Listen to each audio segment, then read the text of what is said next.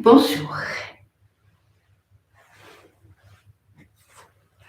Aujourd'hui, j'ai choisi la réponse que Thich Nhat Hanh donne à une des pratiquantes de la voix, parce qu'il me semble que les questions qu'elle pose à certains moments sont les nôtres, qu'on les traverse tous, plus ou moins, avec plus ou moins d'intensité à certains moments. Voici cette question. Cher Thaï, je souffre beaucoup. Je sais que la souffrance fait partie de ma pratique. Elle a deux raisons. Une maladie chronique qui provoque beaucoup de douleurs physiques et mon inquiétude pour le monde en tant qu'activiste écologique. Parfois, je me sens vraiment désespérée en regardant le monde, la violence, la pauvreté et la destruction de l'environnement. Quelles pratiques recommanderiez-vous aux personnes comme moi avec des douleurs physiques, mais aussi cette douleur devant le monde? On entend beaucoup parler, et peut-être à juste titre, on va voir par rapport à la réponse de Taille, mais de cette douleur devant le monde, de cette douleur devant la destruction du monde, devant tout ce qui se passe des catastrophes écologiques actuellement. Mais voici en résumé d'abord la réponse que Thich Nhat Hanh lui donne. Il lui rappelle essentiellement que le monde et nous ne sommes pas séparés. Il dit, nous devons d'abord faire la paix et réduire la souffrance en nous-mêmes parce que nous représentons le monde. Donc, l'inquiétude, la souffrance, même pour une bonne cause, entre guillemets, se révèlent être des obstacles à notre calme intérieur. Et difficile alors, lorsque à l'intérieur tout est bouleversé, de chercher à apporter la paix à l'extérieur. Elle dit une chose qui m'a choquée quand je l'ai lue. Elle dit « La souffrance fait partie de ma pratique ».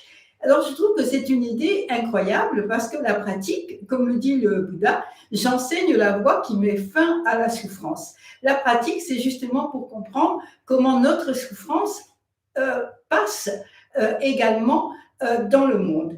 Et c'est pourquoi Thaï lui dit la première chose que nous pouvons faire pour aider le monde est s'être solide, en bonne santé autant que possible, et aimant et gentil avec nous-mêmes. Alors, ça veut dire savoir prendre soin de soi, parce que sans penser que c'est de l'égoïsme, prendre soin de soi, c'est aussi prendre soin du monde. Se dire, et c'est vrai, la plupart du temps, il y a des personnes plus malheureuses que moi, je ne devrais pas, etc. Ça n'a pas de sens. On doit s'occuper de soi parce que s'occuper de soi, c'est s'occuper du monde. Alors après, il faut définir ce qu'on entend par s'occuper de soi. Mais prendre soin de soi, c'est comprendre que chaque geste, chaque mot et chaque état d'esprit que nous avons, qui sont à la racine de ces gestes et de ces mots, eh bien, il passe dans le monde, il passe à l'extérieur. Pardon. Donc, apprendre à s'aimer soi-même, malgré nos limites, malgré nos petitesses, malgré tout ce qui nous arrive et qu'on voit de nous-mêmes, c'est aussi s'ouvrir aux autres et à leurs limites et à leurs petitesses éventuelles. Donc, Thaï propose, et je trouve ça très beau, de remplacer ce qu'elle dit « je me sens vraiment désespérée » par « ressentez la merveille d'être vivante ». Et ça, on l'oublie trop. Il dit, vous savez que dans tous les textes, la vie humaine est rare et précieuse parce que c'est la seule qui permette de sortir du samsara et c'est la seule qui permette d'aider vraiment les autres.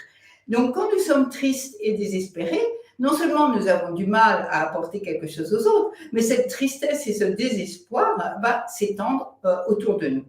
Alors que quand nous sommes ouverts à la vie, que nous accueillons ce qui vient, et quand je dis accueillir, ce n'est pas accepter, encore moins approuver, mais d'abord accueillir ce qui vient pour pouvoir trouver comment faire avec, de façon à pouvoir, en quelque sorte, penser nos propres blessures, avec un A, et penser les blessures du monde.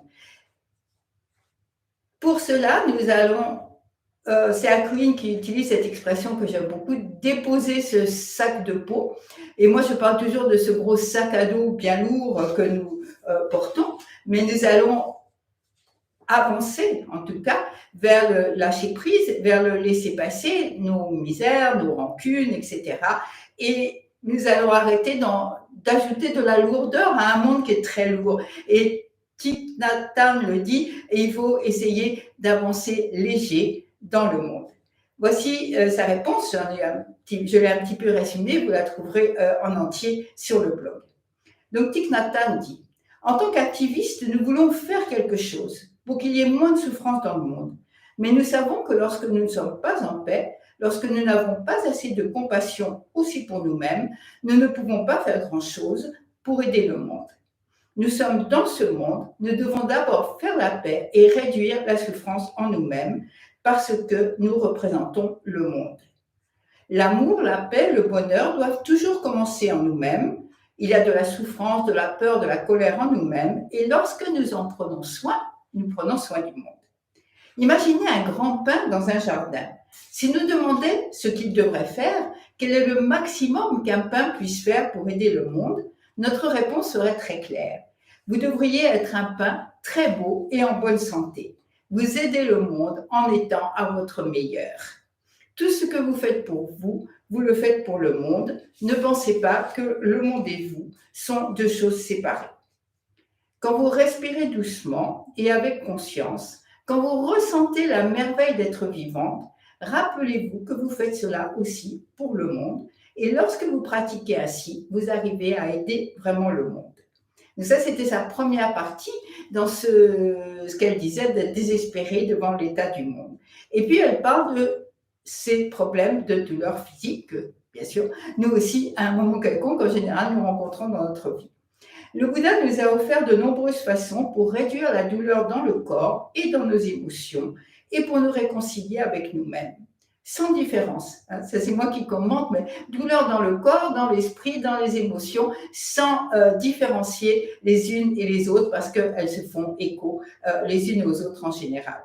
Pendant les retraites, nous voyons que nous pouvons diminuer les douleurs physiques en relâchant les tensions de notre corps. La douleur augmente avec la tension et diminue avec la détente.